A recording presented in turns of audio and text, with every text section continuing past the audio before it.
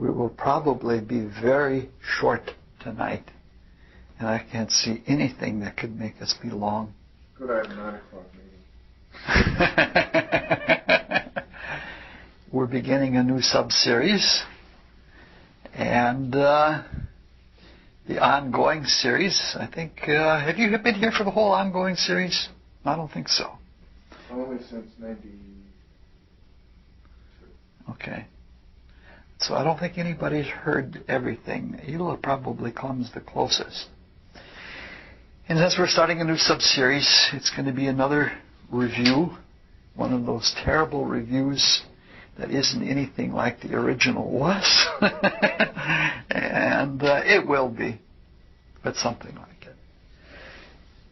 This is primarily a course about mysticism and mystical philosophy. And in that sense, we mean mysticism both in the narrower classical definition, meaning of the mystery schools. And in the wider sense, we mean that also, meaning an inward approach toward reality rather than an outward approach like materialism. It is assumed that everyone that comes to these talks is mystically inclined, that they're trying to awaken and expand and unfold and deepen and grow in inner consciousness. And so the talks are meant in that direction. They aren't how to meditate or anything like that, but they're meant more to be mutual encouragement for all of us, inspiration, anything to keep us going in what sometimes feels like a very all too difficult process, something that we feel stymied at almost every step. Since I'm not a seer, and I assume that most of the attendees are not seers or not highly developed ones, what we're trying to do is understand mysticism through mythology by what means we do have intuition, speculation, intellection, feeling. We're trying to attune ourselves to the reality that mythology points at. And that's basically our main way of working. Most astrology is attunement in what physicists would call sympathetic vibration, that we bring ourselves into the same pitch or into harmony with the subject or object we are trying to comprehend, and we experience it as it experiences it. While at the same time we can watch and have that special thing. That brings back the Surangama Sutra again, but I won't bring that embarrassing subject up too many times. What we're assuming then is that is what is within us, whether we're awake to it or not, is in the macrocosm, or in the spiritual universe at large, using the same kind of thought that our body is subject to the same laws of physics and chemistry as the world is outside of it. We're also trying to be in touch with the means and methods, the modus operandi of the evolutionary creation to which we belong. Because if we can see where things are going and how they're going there, it's much easier to remain attuned and progress more swiftly than if we just stagger around in the dark or go off with our own notions. Not all of our goals are singularly lofty. Some of them are somewhat worldly. We're trying to have fun, or at least I am. This is usually my most fun night of the week. And we're trying to also, in looking at mythology, we're trying to appreciate the cultures that develop the myths and the marvel of human consciousness that actually formed the myths as they were spoken or as they were told or as they were written. In doing all of this study of mythology, we are not trying to be symbolists. We are definitely not trying to be symbolists, because symbolism is a form of materialism. And I'm certainly not one to perpetuate materialism. What we are interested in is the life or the spirit or the moral of the stories. It is true that a lot of the details of the stories are very significant and point to very important inward things that would never be denied.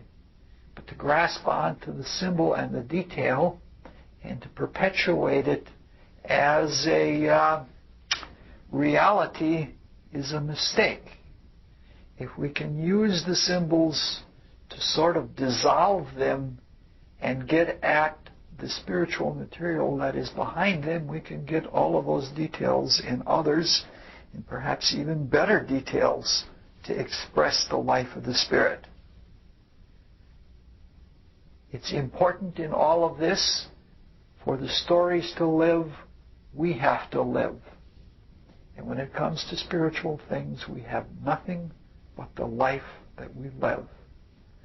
We certainly realize the fallacy of trying to acquire money or fame or anything like that, where we're going to leave it all. And the only thing that we really have is to live in the Spirit itself. A lot of reality can be seen as symbolistic, and that gives us a really good understanding of some of the negatives about symbolism. Our pets or domesticated animals or any animal can be seen as a symbol. It represents something other than itself. That's certainly true. But if we think of our pet or our animal as in its symbolic sense, without realizing that it has a life of its own and a purpose of its own, and that life and purpose might be much more important than the symbolic meaning, is when we get into trouble. You know, if we start making our cat be primarily an object of love rather than a being in itself, that's when we neurotify it. Or when we start thinking of a cow as a source of wealth or as a source of production, what happens is that's when we start distorting them, making malformed bodies out of them so that they produce more milk or so that they produce more meat or something like that. So that's a perfectly good example of what can happen when living things are used as symbols, or when symbolism takes over for the meaning that it represents. It becomes something more than a shorthand. It becomes almost an alibi or something like that. So if anything, the spirit that we're trying to maintain with these talks is an appreciative iconoclasm. That if we keep the story as itself, for itself, and maintain that almost the way some religious rite is maintained, we have failed. If we look at our pets, even when they're asleep, and we watch them really closely, we can actually attune ourselves to them and their lives, and we can see the inner meaning and get a feel of it and get a look at the world from their perspective. And similarly, we're trying to do that with mythology. We're trying to look at the myth until it melts before our eyes and we find ourselves living in another viewpoint of truth. Sometimes we do some of the things that ordinary people do with mythology, like healthy people, I don't know. Some people look at it as a psychological basis. Some people look at it as a history, and some people look at it as a manifestation of anthropology. We'll look at some of those things from time to time, but that is not our primary intent. And sometimes we'll even look at pure mythography. And that is a worthwhile thing to do, but that again won't be our primary thing. Primarily, we are looking at mythology as a petrified language and expression of spirit. It is condensed into a symbolic form, into some sort of materially comprehensible form because of us. In our free choice to choose experience and outwardness over a balance of insight and perception, we have become blinded and we have lost touch with a direct perception of the spiritual worlds, a direct connection with intuition. And therefore some vehicle has to be used as a means to communicate back and forth between the inner and the outer worlds. And mythology represents that. It is when living spirit is condensed into some sort of form that has many facets and is flexible enough so that it can show the different sides, the different truths that are part of the one truth, while yet at the same time being firm enough so that with our limited consciousness that we can get a hold of it and work our way inward. We're trying to look at myths and going under the assumption that if they are indeed true myths and not just tall tales or something like that, that we will find something of spiritual nourishment in them and that we'll be able to go home feeling like, wow, we've been in touch with something that is soul satisfying. We started out talking about myths as a spiritual language 8 years ago. And we looked at it as a very rudimentary language. And like rudimentary languages, it's direct and blunt. And we looked at the idea that to some extent we have to look at myths almost literally. We have to assume that everything in them is true and important, because that will attract us to the truth in it, whereas if we come with a negative attitude and say that can't be anything, that's all chimeral or something of that nature, we'll never get in touch with things. If something about the myth is untrue, it'll be discarded along the way. Much better to assume that everything is true and everything is important. It is about the world of the gods. It is about worlds where different laws or different manifestations of the same laws are active. And that's important to keep us from being too crystallized, too hardened in our limited view that we get from living in this world and seeing things always being the same. Then we corrected, and we said that sometimes myths mean just the opposite of what they say. You still go with the same attitude of truth, but you recognize that they might be just the opposite. This especially has to do with the deeper meanings of myths, because the deeper meanings of myths go into the pure spiritual realms beyond even concrete thoughts.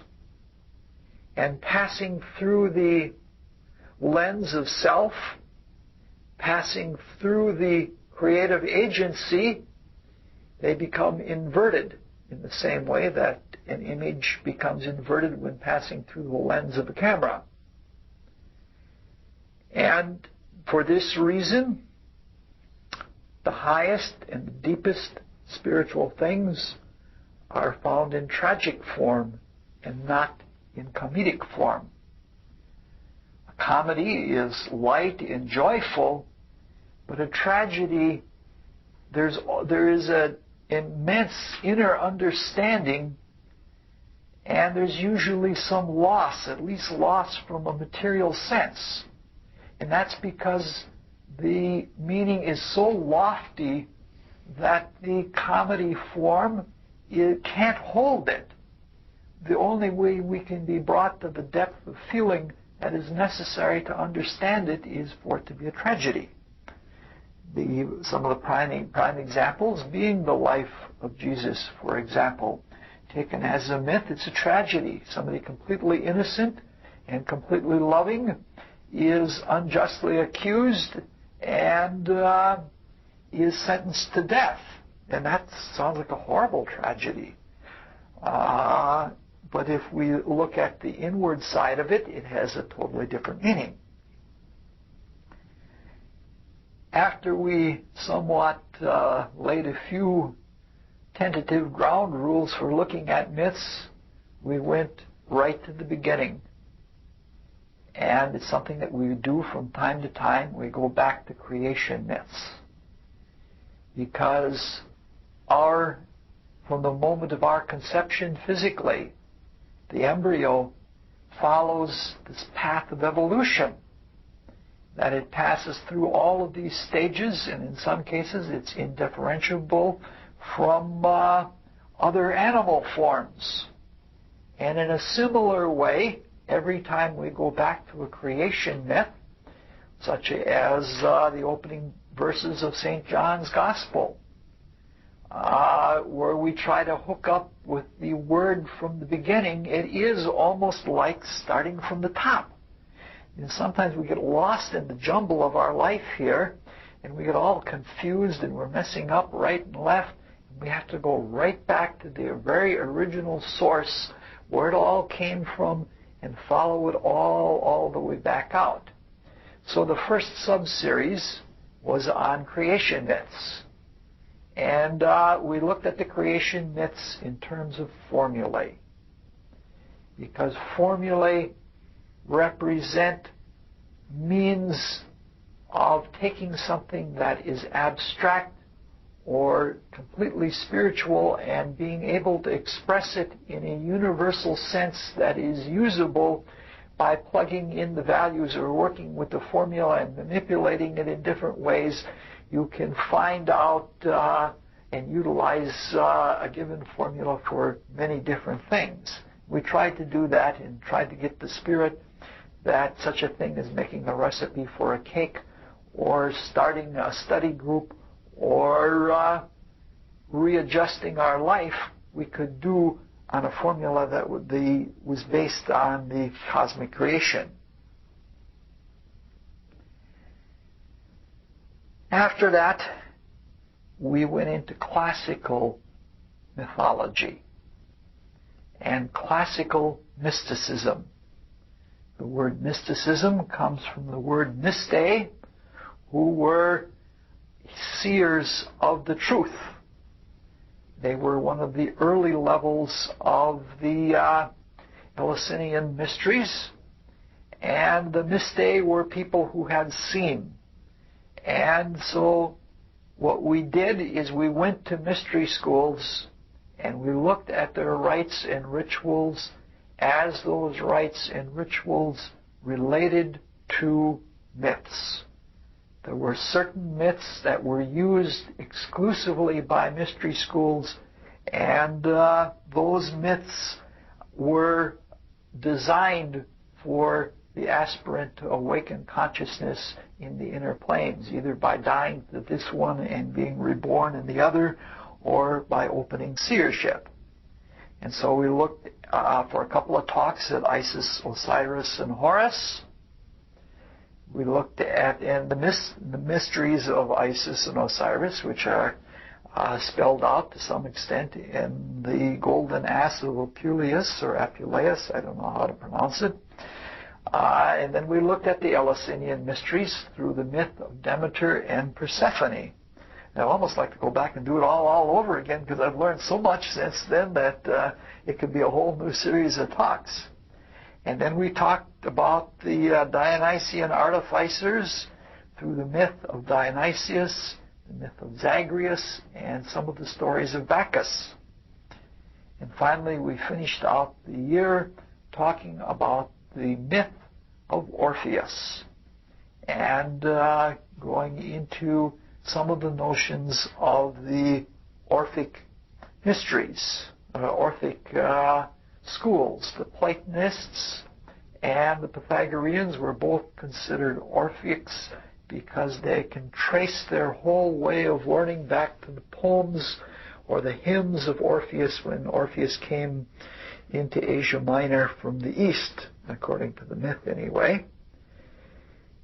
In that sub-series we looked at keys, which might be something good to look at again. In fact, I've got some keys that I'd like to bring into what we're going to do in this next series.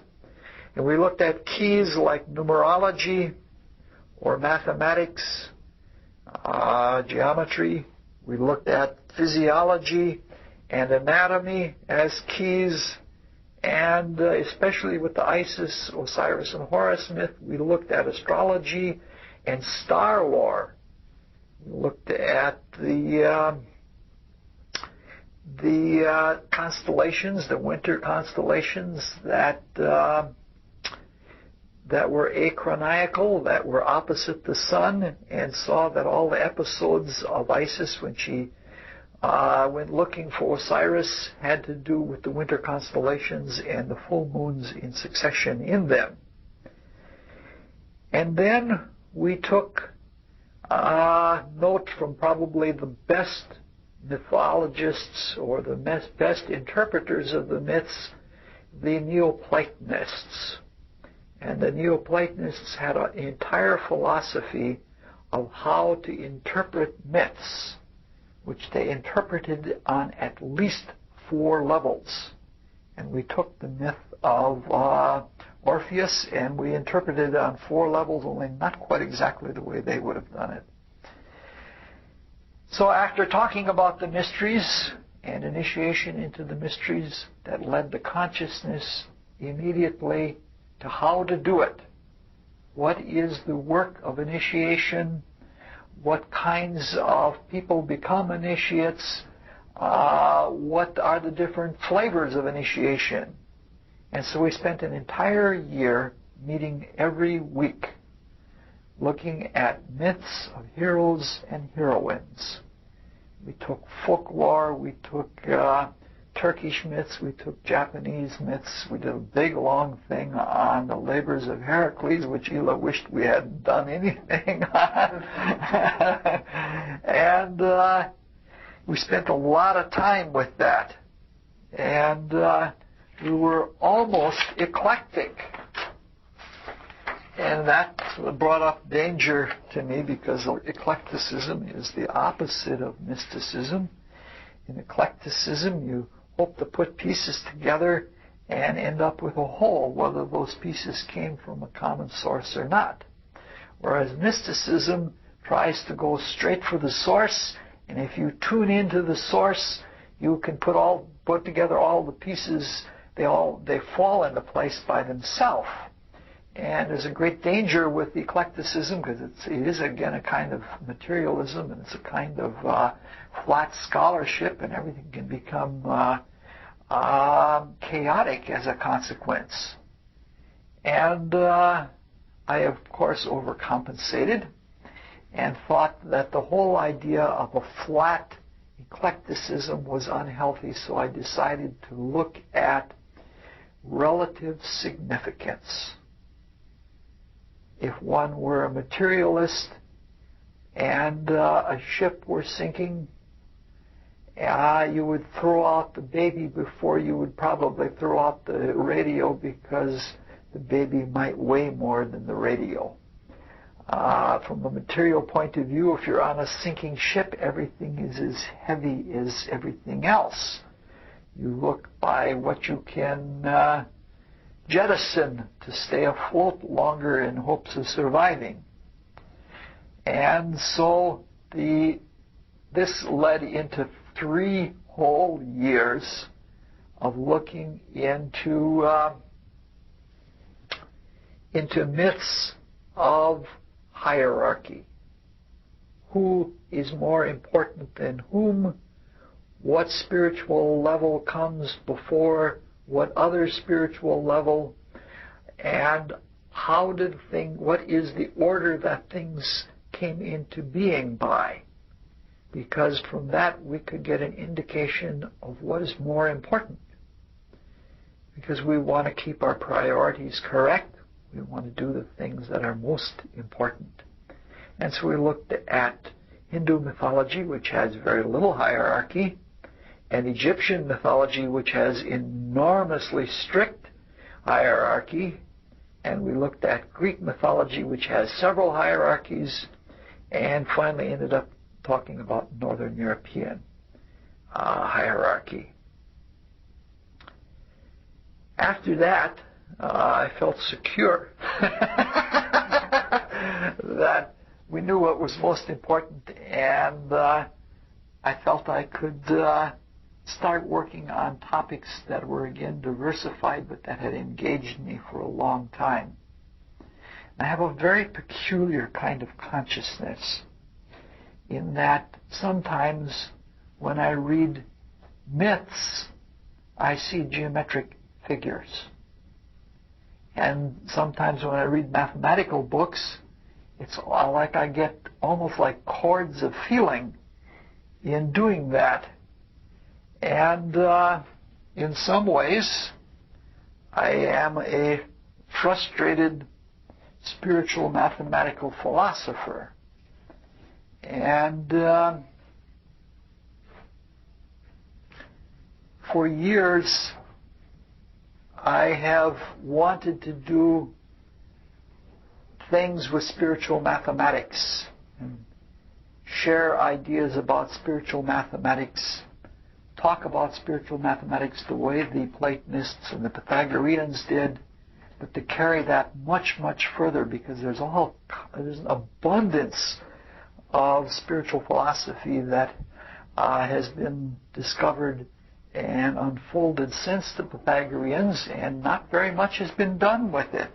And you see the books carry the same old stuff over and over again. But at any rate, the whole idea is that mathematical figures represent, in a most abstract way, in the deepest of the abstract realms, the mathematical figures represent the germinal ideas of form of all types, whether it's a living form or psychological form. But the logic of mathematics is the logic of creative consciousness of God. And not being able to work on number theory or group theory or spiritual geometry or some forms of analysis, we did the next best thing. And I think that's when you guys came in, when we started talking about myths of triangles. And we tried to look at the triangle as representing spirit in the same way that the square represents matter.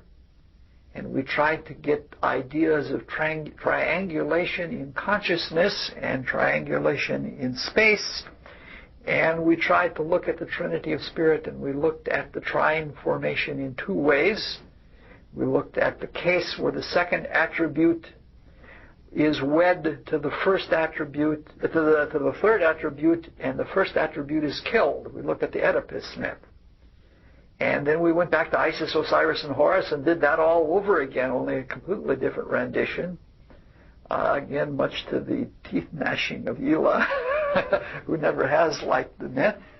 And in that case, we saw where the son actually locks up his mother, or the third takes the second out of commission and avenges the first, the invisible Father.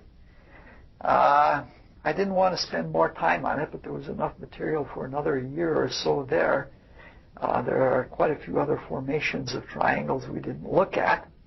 And so I went dancing away to other things and decided to be more practical, and that's what we've been doing for a couple years now.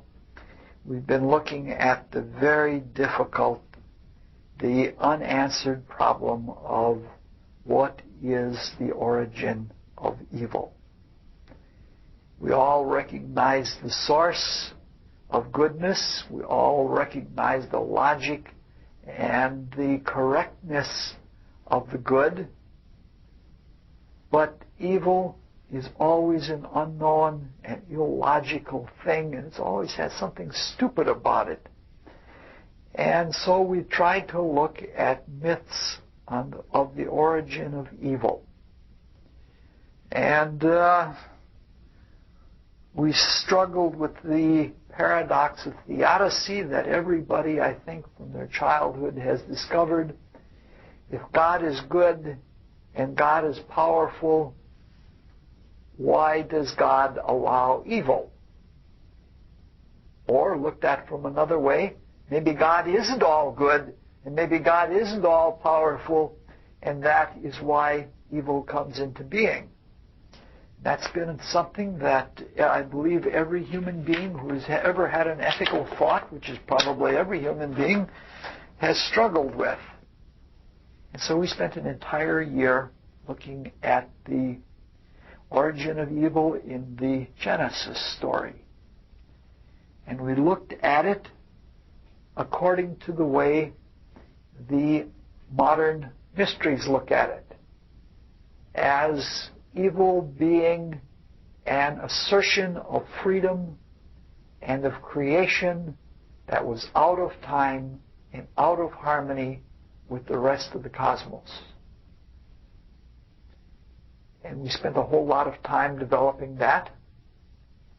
And maybe next year we'll come back to that in a much different form. But along the way, since we were dealing with things of being out of time, we looked at a spiritual philosophy or psychology, even more so of time. What it means to be early or preemptive, and what it means to be late or behind the time. And we looked at different kinds of time. We looked at momental time, and we looked at spiral time, and cyclical time, and linear time with the past, the present, and the future. At the end of the year, we spent an enormous amount of time looking at every story that I could find of Prometheus. And we saw the story of Prometheus and Pandora being the Greek version of the Garden of Eden story. And then last year was the hard year. We looked at pure dualism, and we looked at it in the myths of light and darkness, of good and evil, of creation and destruction. And we looked to the Persian religions in their scriptures and in their myths. We looked a little bit at Zoroastrianism, a little bit at Mazdaism, a little bit at Zurvanism, and a very little bit at Manichaeanism. It was very difficult psychologically because it was frustrating. Dualism is a very intellectual thing. It is a source of dialectic, but taken in itself alone, outside of a holism, outside of a unity, there is no resolution to dualism. You can go back and forth, and you can cosmically dither all of your life. You can go deeper and deeper, but there's never any resolution. Because in a pure dualism, where the two sources are not of a common source, it's difficult. There's no answer.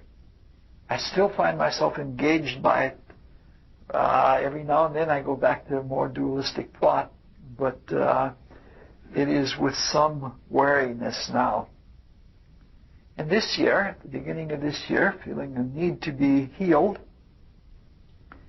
from that experience, we have gone into Hawaiian mythology. And we have looked at dualism in Hawaiian mythology in a much different way. We looked at the dualism as a way of the simplest way of expressing the whole and differentiating within the whole. And finally we ended up with the Pele myths with her sister Hi'iaka and with the pig god Kamapua'a. And we looked at myths of creative complementation. We looked especially at the primary creative elements, fire and water.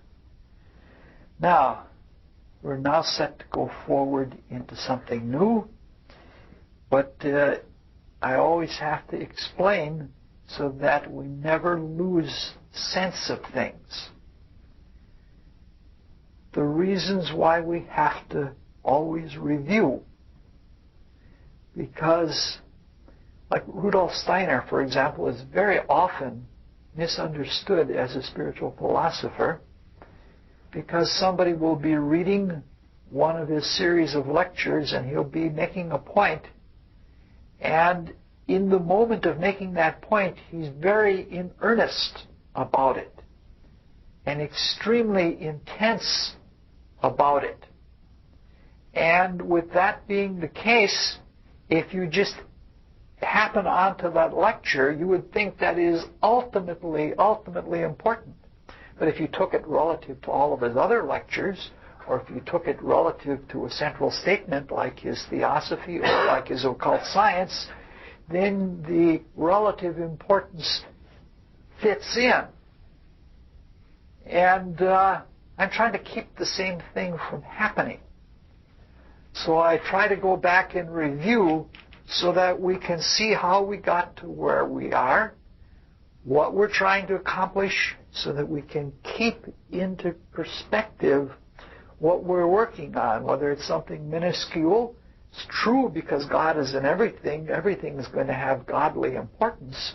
But relative to the whole and to the whole scheme of things, how things are put together, it's important to keep that relative significance, and that's one of the reasons why we review. Another reason why we review is because it's a way to see who we are.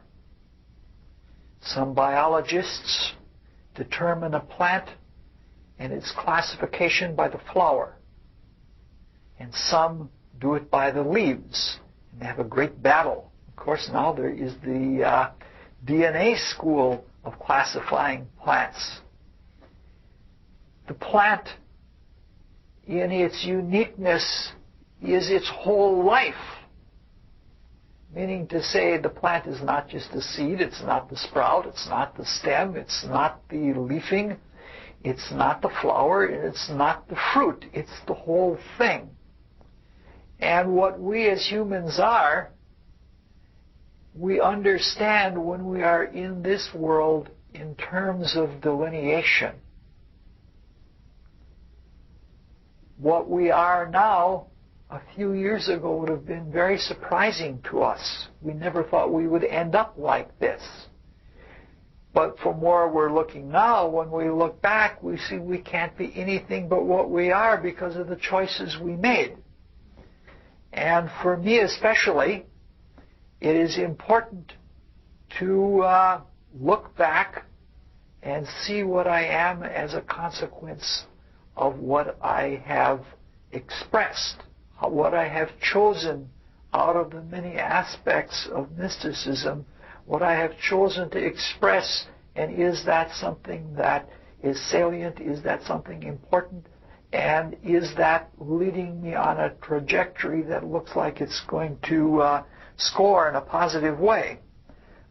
Some people try to rehearse their life every day, to review it, and to go back and see what consequences were derived from what causes. Because after the fact, you have indubitable evidence of what one thing leads to. And the more we can practice in our lives periods of retrospection, of looking at the antecedents to our current condition, the better we can understand ourselves, both in the linear sense and as a whole. And another reason is because we're going to be having new people coming in.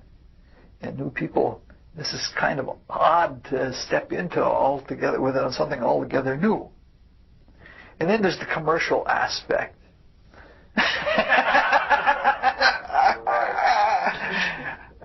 All of these talks are for sale at a pittance of $2 per tape. However, because I'm so long-winded, it still becomes expensive.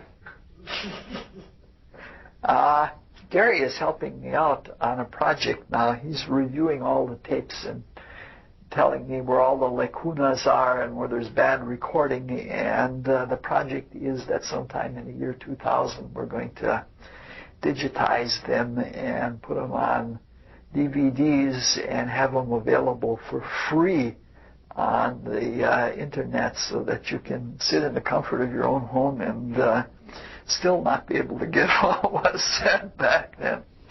If I need help along the way, I'm going to ask people for help, because it was an enormously big project to get it all together. What we're going to look at now is a whole new mythology, or at least part of a new mythology. And we're going to go into the mythology of,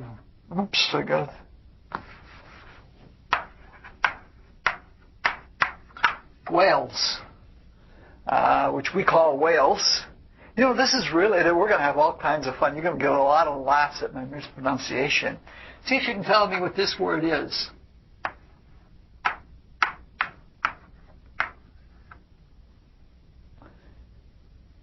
It's the source of our modern name, William. It's the Welsh for William. It's surprising. This is Lloyd. It's pronounced a little bit different in Welsh, but so we're going into Welsh mythology.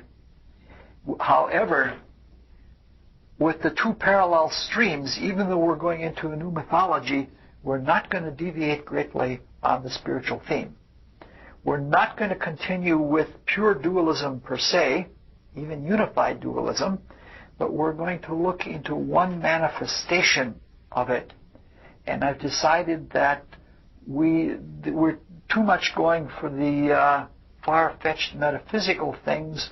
That'll always be there, but I think we need to do more with the things that relate to our changing consciousness and our ability to volitionally change our consciousness. And so we're going to take dualism and move it into that. We'll come back to that in just a little bit, but we're not going to say a whole lot because the talk will unfold for itself. The idea. The Welsh are a Celtic people, like the Irish, the Cornish, the Bretons, the Belgae, and the Gauls. There are two stems of the Celtic people, but basically all of those just mentioned belong to one stem. Their origins are uncertain, and they're a matter of speculation and disputation and things like that. Most modern anthropologists think that they come from Eastern Europe. They think perhaps somewhere in the area of Czechoslovakia. There's some evidence to think that it might go further east than that, like to Bulgaria, because Bulgarian bagpipes are not much different than Irish bagpipes. It all sounds the same, especially when they have the drones. Linguistically, they are part of the Indo-European family. Some mystery schools claim that by clairvoyant investigation that the original Semites, which are not the current day Semites, but the fifth stem of the Atlantean races or forms, they were culled out from the other Atlanteans and migrated out of the Atlantean basin eastward. In general, all progress is made by going from east to west, that is, against the grain of the earth. But occasionally, it's time to review and to go back and to get to some kind of source.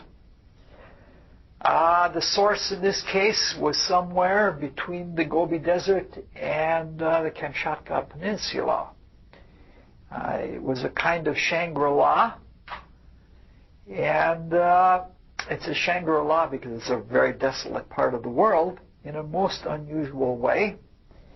There is a map around somewhere where the heavens are placed on the earth, such that the ancient name for the Pleiades is Chem, C-H-E-M, which is the ancient name for Egypt. And that if you place a star map over a globe and put the Pleiades right on top of the Great Pyramid, which is where they were when the Great Pyramid was built, if you do that, then the descending chamber points. That commercial was. Yes. But if you place water on the stone in the descending chamber and let it act as a mirror, sitting anywhere in the grand concourse and looking down the chamber and reflecting up, if you were sitting in there, you would see in 1 degree of space, both in longitude and latitude, you would see the pole star Thuban of the ecliptic when the Pleiades were right over the point of the Great Pyramid, which happens once every 26,000 years. And this map is based on that, such that different constellations fall over different areas of the globe, and they fit exactly what happens in the world. Such the Great Bear falls over Russia, and the head of the dragon falls over China, and Cancer falls over India, and Taurus falls over the Taurus Mountains, and Orion falls over Iran, and the great serpent Can is the serpent that Ophiuchus Veld's serpents carries, and that falls right over Canada. And right below, south from Canada, is the ancient depiction of Scorpio was an eagle with a serpent in its mouth. And that falls right over Mexico. So it is true that the heavens are found in the earth. By that same reckoning, the pole star of the ecliptic. Now in this I should mention that the material world, or the material work that is done in evolution, the evolution of form, usually works from the equator northward. New species usually evolve equatorially and make their way out to the poles, whereas spiritual ideas usually come from the higher latitudes and work their way down, spiritual impulses. So that the esoteric astrology is the astrology of pole stars, while the exoteric astrology has to do with the zodiac and the great mill wheel that grinds out the destiny. In a similar way, like in the grand armillary sphere of the ancient Chinese esotericists, the pole star was called the emperor. However, the pole of the ecliptic was called the grand emperor. And every time that a pole star changed, This was a changing of a dynasty. And so, like, if you're reading ancient historical texts in Chinese, you may very well be reading ancient astronomical texts, because the dynasties are all tied together with astrological movements. The pole star, the center of the whole circle of pole stars, then falls in that area between the Gobi and Kamchatka.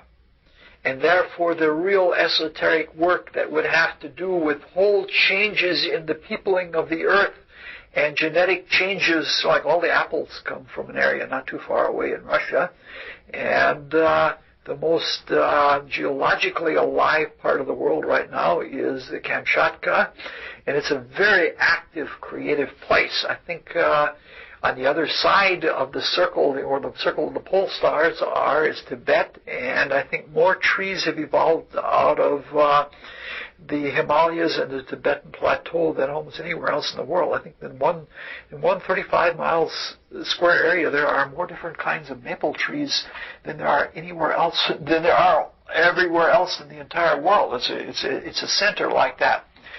But at any rate, the hierarchs that were guiding humanity at that time produced genetic changes and helped changes in consciousness in the original Semites, so that 7 stems of them came out, and they developed successively one after the other.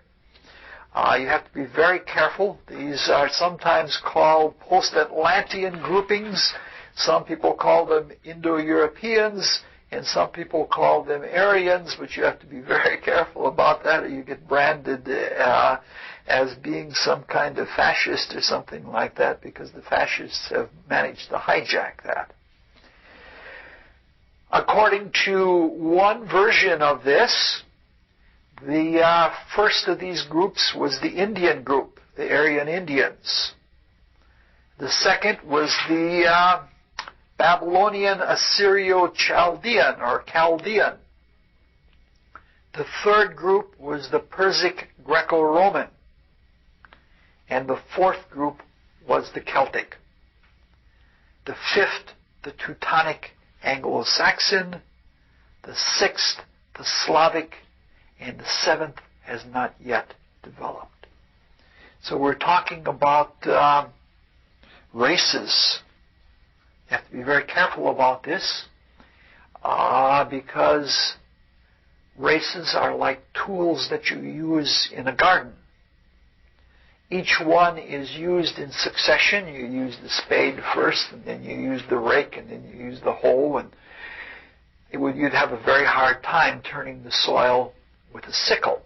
And I think if we take races and the cultures that develop around them as necessary for people who are not yet free to develop a full efflorescence of their whole character in a balanced way on all sides, they had to be brought specific cultural experiences, and then people were incarnated in these different cultural and racial groupings to get specific experiences until they get to the point where they can graduate beyond that. So you have to be really careful that you look at them as tools and as vehicles and not as ends in themselves. Some of the most tragic things that have happened in all of human endeavor is when people identified with the tool or became connected to it in such a way, never as ends in themselves.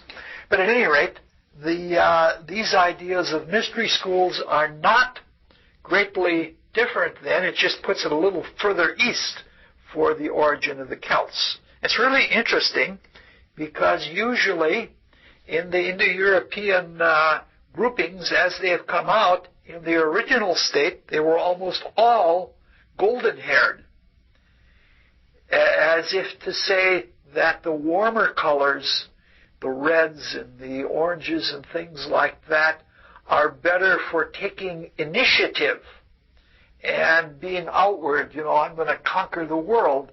And then as a culture grows and ages, it becomes darker and it becomes more inward, and it digests the quality. Now, it's really interesting in all this, because out of all of these groupings, if the Celts are indeed the fourth such grouping, they still maintain all of the ruddiness of both skin and hair and such like that. These are all side trips, but it's interesting stuff to look at, but not necessarily highly spiritual. The temperament of the Celts is very much as people say the temperament of red and golden-haired people is, very volatile, very vivid. And in the case of the Celts, there was a love of chaos and eventually a love of poetry. They were not originally a very literary people. That came very late in their history. Most of the poetry that they did, both their traditional poetry and the creative poetry, was all oral. In fact, Welchev produced a number of poets that were like Rumi. Rumi, are you familiar with who Rumi is? Rumi is probably, this is going to be a really bold statement, in what we call recorded history, Rumi is probably the greatest poet that has lived. He is an ecstatic poet. He is the founder of the calendars, the whirling dervishes. But before that, he was a encyclopedic student of Islam. He lived in Persia, in Iran, and he wrote massively. And then one day,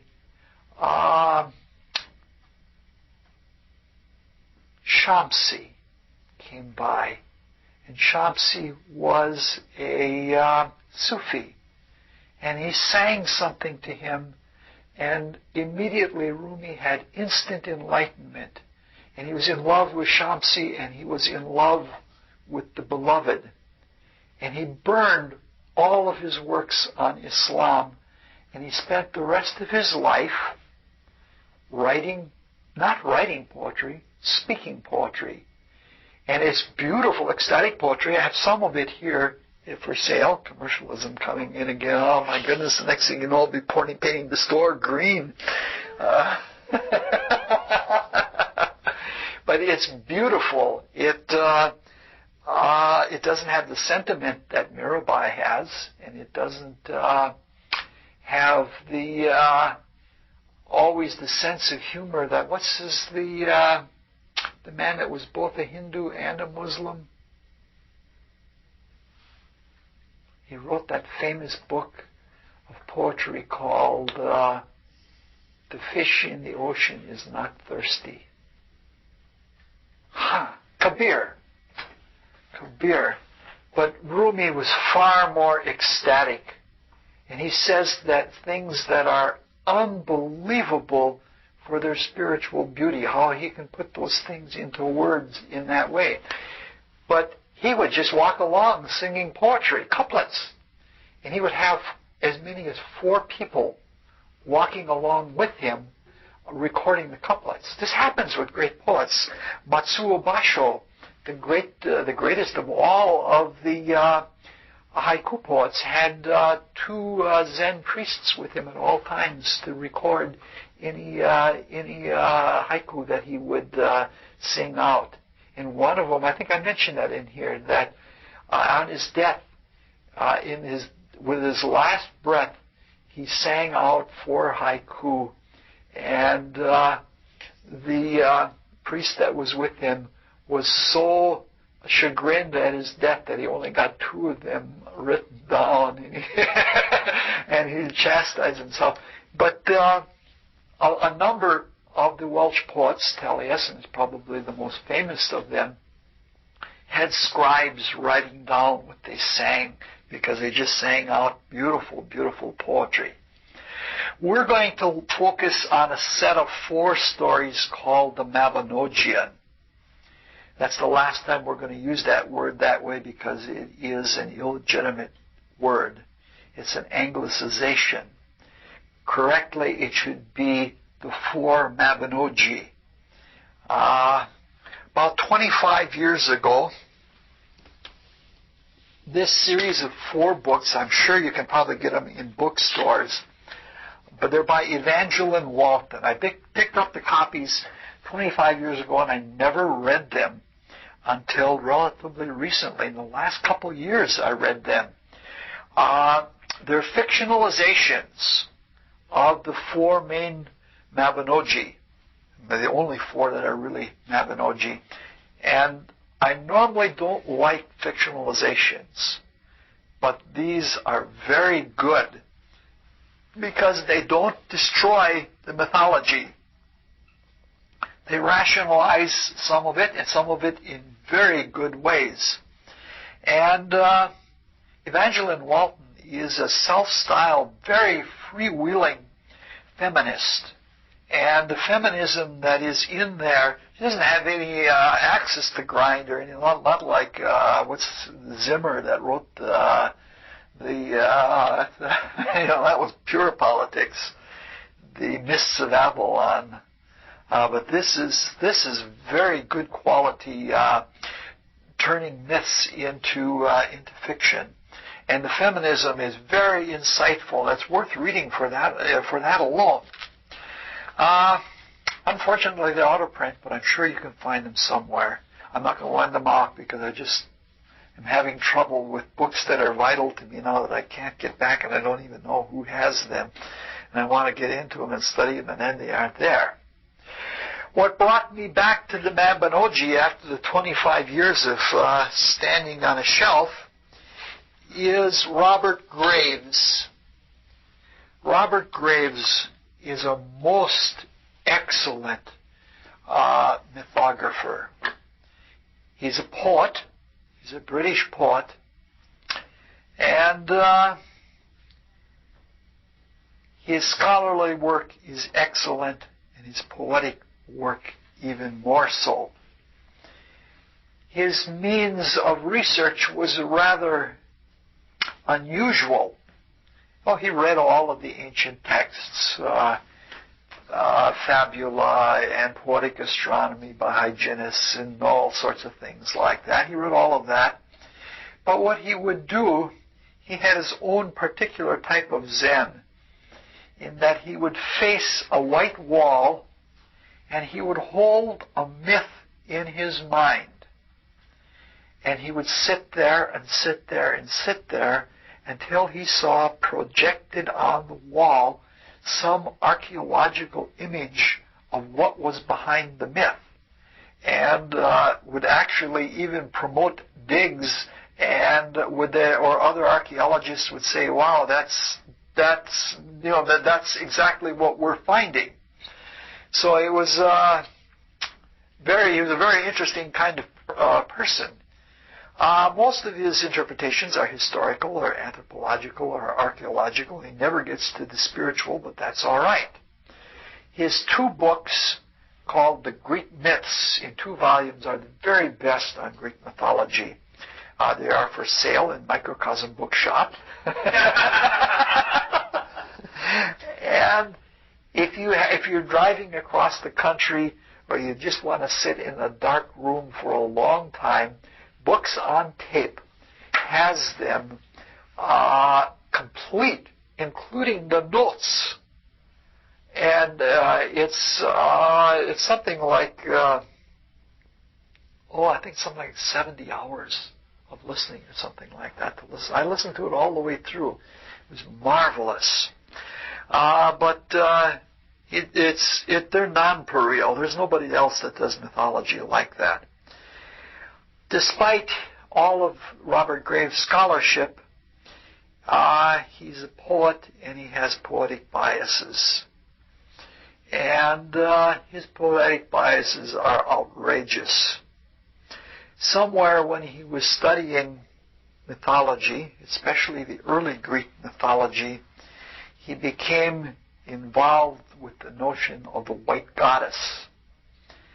And the white goddess was worshipped by the Plesagian Greeks, who were predecessors to the Dorians and Ionians. They were sort of like the first wave of Greeks coming in that Persic Greco-Roman. And about this time, he had done so much with mythology. He was making pot boilers.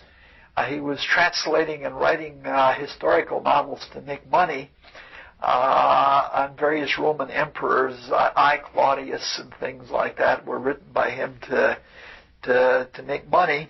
But he got more and more involved with the mythical living. He said, I don't want to look at a lamb as a farm animal. I want to look at it as a manifestation of the divine. He said, I want to see it as a creature with its own mythical character. And he started living that. And he became a feminist, an extreme feminist.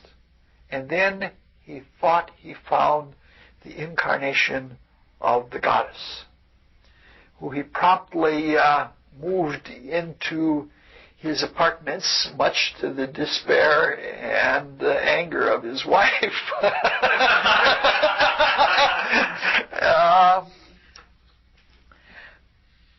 He didn't just worship her, let's put it that way, but he became abject before her, and it was almost scandalous in society, but Britain likes a scandal every now and then. Otherwise, they become just too staid.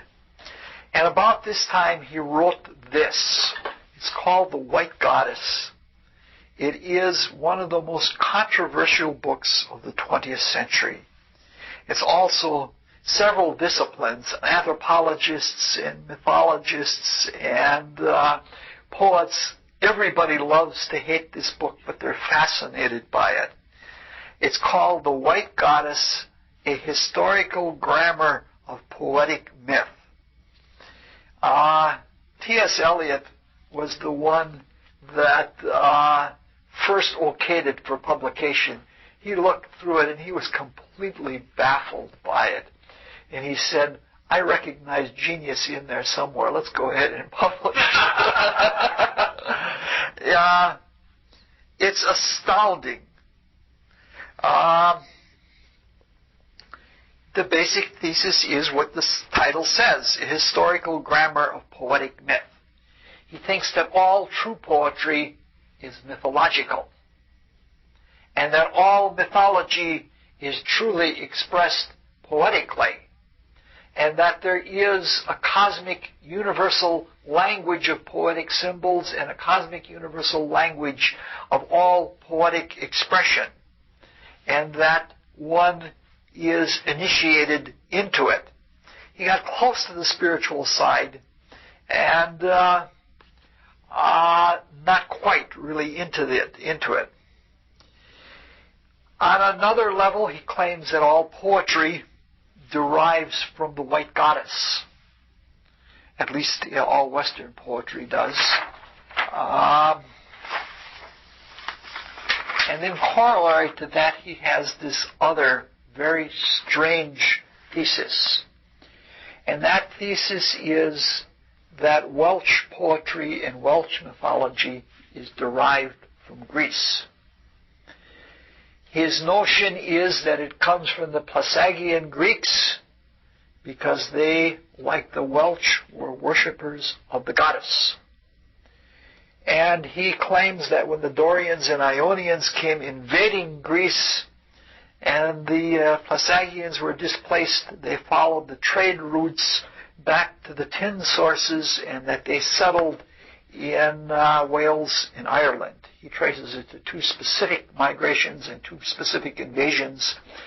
And he claims then that the Plesagian Greeks influenced the culture of the Welsh and the Irish, so that basically they are part of the great Greek language of mythology and spiritual study.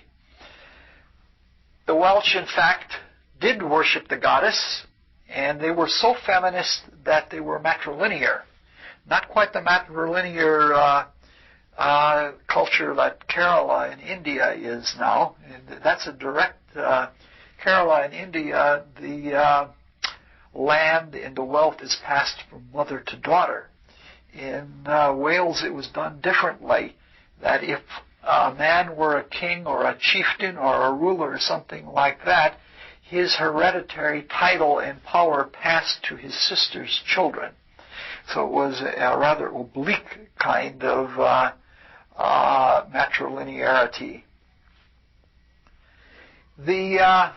What Robert Graves does is there are two sources of the Mabinogi, primary sources. One is called the Red Book of Hergurst.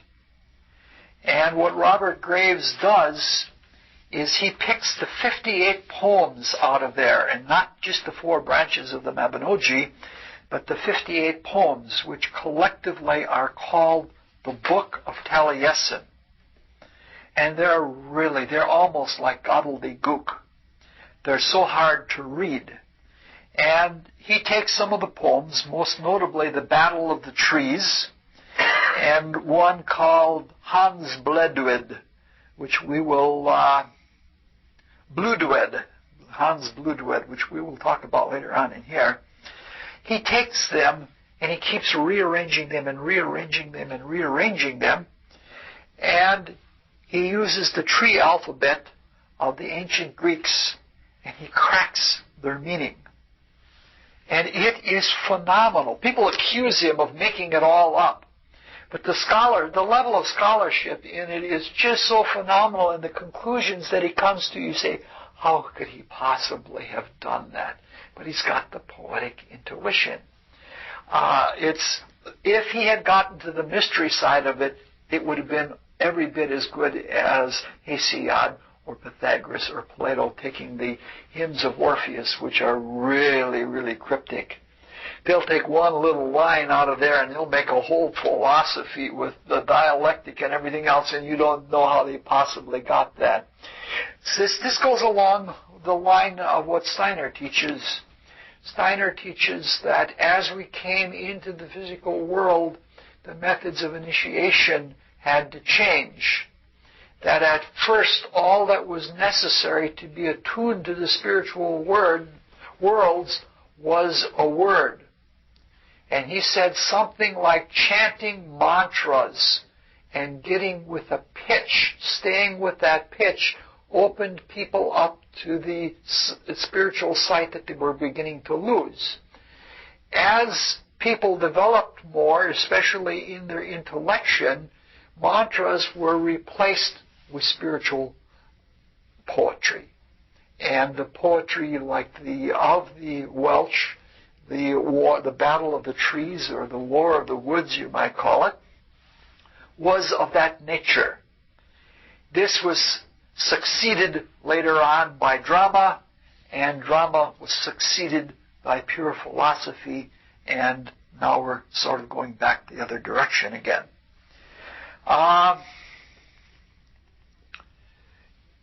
It's really, I've never yet finished the book. Every time I start it, I get excited by something in there. For example, he mentions apocryphal gospels that no other 20th century scholar that I've ever seen mentions. And they're exciting because they have all kinds of esoteric material in them. And it's great reading, but I get into these sidetracks and I lose it just because I don't review and go back to the source. But before I die, I'm going to get through it at least once. We're not going to use the white goddess because it's just way too far out. Way too far out. The word of it was that when he died, he was working on another manuscript, which was called the Black Goddess, and had all those themes of like black Madonnas and things like that. I'm sure his wife would have had conniptions if he had lived that one out. It sounds like more like modern India bringing in Jamaican wives and things like that. We talked about it when we took one little side trip when we were talking about Egyptian mythology. We talked about Hathor. We talked about the black goddess. I think it's all on one tape for $2. You're on a roll here. Yeah. I haven't had any takers yet, though. This is what we're going to use.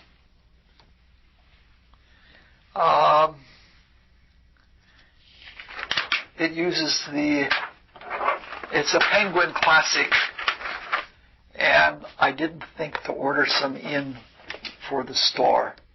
But I'm sure that by 2 weeks from now, you can have gotten into the university bookstore a copy of this. And we're going to be taking the first four parts of it, which are really the true Mabinogi. And this is taken from the White Book of Ridderich, which is from about 1325, but it also draws on the Red Book of Hurgust, which we've just mentioned, which is from about 1400. And we're going to look then at the basic 4 Mabinogi, and they're given different names according to who you're reading. In this book, they're called Quile.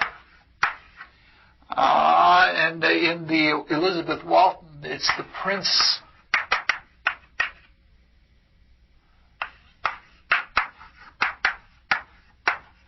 of Anwen.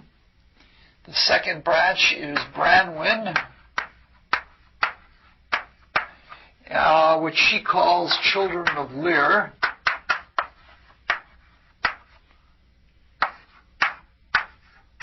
Lear is the mother. They always denote by the mother. The third branch is Manawydan. What did she call? Oh, the Song of Rhiannon.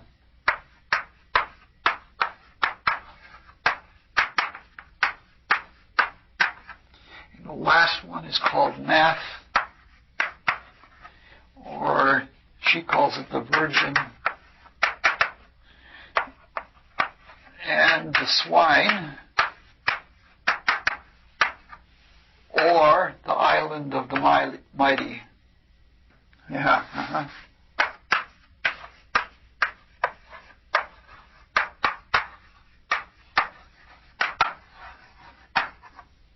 There are 4 stories, each very different. The word Mabinogi means for or about children, or something of that nature.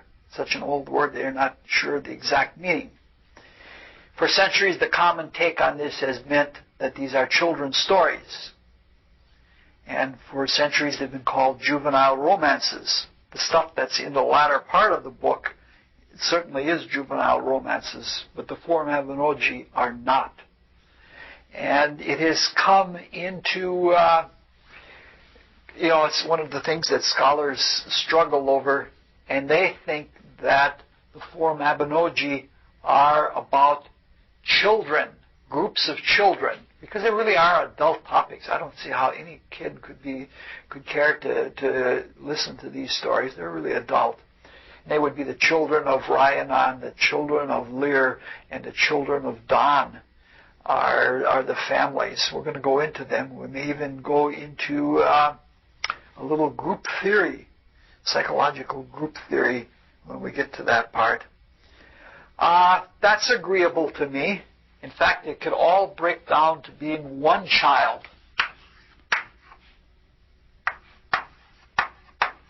Hyrderi, who is the only person that is in all 4 branches of the Mabinogi.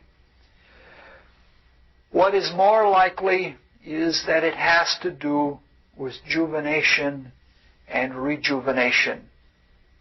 That is generation and regeneration, because this is one of the common themes of the Mabinogi is something coming into generation, going into degeneration, and then coming back by regeneration. And the polarity of swinging back and forth from manifestation to dissolution, back and forth, is the spiritual theme that we're going to take when we go through all of these. No modern mythologer would disagree with that as a theme because it is commonly treated that way, when they do their scholarly things. We're going to probably be a little bit more far out than that, and we're going to dig in immediately into changing consciousness or swinging back and forth.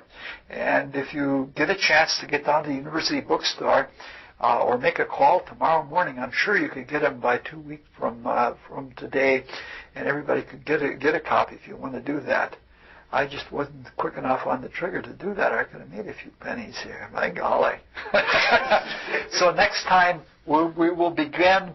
Now, hopefully, we're going to be able to get all 4 branches of the Mabinogi done by the end of the year. If not, we're going to have to spend another whole year in mythology to finish that up, and then maybe do something like African or Chinese mythology or something of that order. That's as far as we're going to go tonight, because we spent all our time looking forward and looking backward, so that we didn't have time to get into the now, into the life of the story right now. But I think we got a reasonably good idea of where we're going. We understand the limits of spirit and matter and how each destroys the consciousness of each other, and what we want to do now is creatively work with that and see how that works in our unfolding consciousness. Any questions? Sorry that there isn't a whole lot of spiritual material tonight, but once in a while you just got to do this. Good. Thank you much.